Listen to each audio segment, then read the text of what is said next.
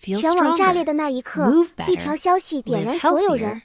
2025年某个毫无预兆的下午，中国互联网忽然像被同时按下了点火开关，无数人滑动手机时手指猛地顿住，表情从平静变成震惊，再变成完全不可置信。那一秒，所有人只剩下同一句话：虞书欣结婚了。接着更多的问题席卷而来，这婚纱照也太炸了吧！等一下，新郎不是丁禹兮？那个帅得离谱的新郎到底是谁？评论区像被人倒了汽油，讨论声一浪高过一浪，各大平台热搜栏被连续刷屏，不到半天时间，相关话题冲到榜首，甚至稳居不下。最戏剧的是，这场让全网误以为是真实婚礼的大场面，其实只是荧幕中的一个片段。然而，所有看过的观众都只有一句话：这根本不像在演戏，这是把现实搬进镜头里了。谁都没想到，这段婚礼戏会成为2025年最具讨论度的影像之一。2025最炸裂婚礼横空出世，不是梦幻，是冲击。之所以能够席卷全网，是因为这一场婚礼完全打破了大众对偶像剧式婚礼的固有印象。它不温柔，不慢镜头，不堆砌粉色泡泡，它凌厉、叛逆、真实，像是一场年轻灵魂冲破束缚的仪式。新娘登场，虞书欣的姜木美得有棱角，她的婚纱不走传统路线，上半身是典雅纯粹的抹胸设计，像从童话里走出，下摆却是大胆的短裙剪裁，让整个人看起来干净、明亮、自由。头纱在灯光下轻轻晃动，让她既像公主，又像随时要奔向世界的少女。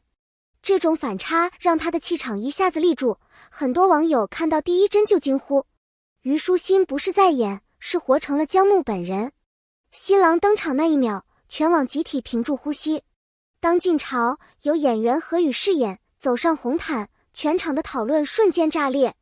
他穿着剪裁利落的深色西装，线条冷硬、干净，没有多余装饰。胸前没有胸花，袖口没有金属点缀，连发型都刻意保持克制。可偏偏就是这种克制，把他的帅气放大到极限。更绝的是，他戴着一副墨镜，黑镜片遮住了他所有的情绪，却挡不住那股野性、冷感与天生的气场。评论区狂刷，不是丁禹兮，但帅到离谱，这新郎气场太狠了吧！我甚至怀疑是真实婚礼被偷拍。这场婚礼才刚开始，全网已经沸腾到不行。爆点名场面，摩托车远行，点燃2025的集体心跳。如果说前半段婚礼是浪漫与冲击并存，那么仪式结束后的画面就是让所有人心跳骤停的终极名场面。两人站在婚礼出口处，没有豪车，没有司机，他们选择了黑色重型摩托。新娘轻提婚纱，动作干脆利落地翻上后座。新郎慢慢摘下墨镜，那一瞬间眼神冷静、坚定，带着某种我只带你走的决绝。然后下一秒，发动机轰鸣，那声浪像是年轻与自由的呐喊，瞬间击中观众心脏。风卷起新娘的头纱，光线在镜头里炸开，摩托飞驰向远方。网友疯狂刷屏，这不是婚礼，这是青春在燃烧。这一幕我能循环一天，太帅了，帅到我起鸡皮疙瘩。这一刻，浪漫不再是柔软的甜，而是带着冒险感的热。这一刻，两人的故事正是走向属于自己的未来。角色的成长让所有人看得揪心又共鸣。姜木与晋朝不是典型的甜蜜情侣，他们从童年开始就被命运不停推远。9岁被迫分离，9年后意外重逢。面对曾经撕裂的感情，面对现实的重压，面对自己无法控制的命运，两个人都在成长，都在受伤，也都在努力地变得更强。姜木，虞书欣少见的深度演绎，这是他极少尝试的角色类型。不是甜，不是燥，而是内心冷，外表强，情绪脆弱却不示弱，每一滴眼泪都像真的。他身上那种痛感不是演出来的，而像是刻进了骨头里。很多网友说，虞书欣突破了姜木的痛，他真的演进了心里。何宇演出了狠劲、柔软与忠诚。他的角色本可以靠帅气吃分数，但他没有走简单路线。何宇演出了角色内心的力量，地下场的狠，追逐中的狂，面对危险的冷静，面对焦木的克制与深情，以及那种我为你留了一片世界的坚定。两人的对手戏真实到让人几乎忘记这是表演。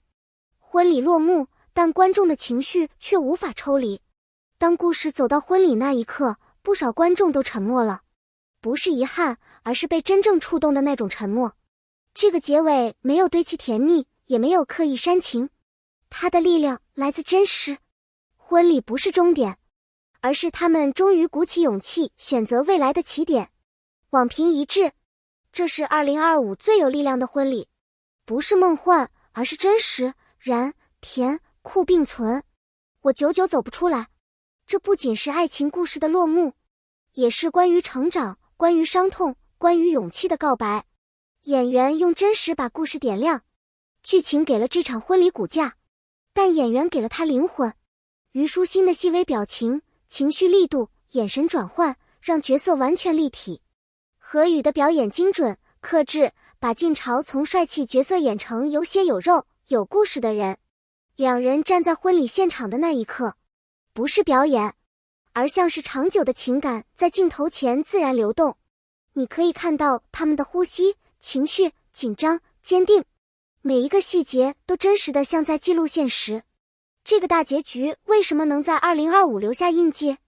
因为它不浮夸，不过度包装，不依赖套路。它的核心只有2句：成长是痛的，但痛过之后仍能继续前行；爱是难的，但真正的爱值得冒险。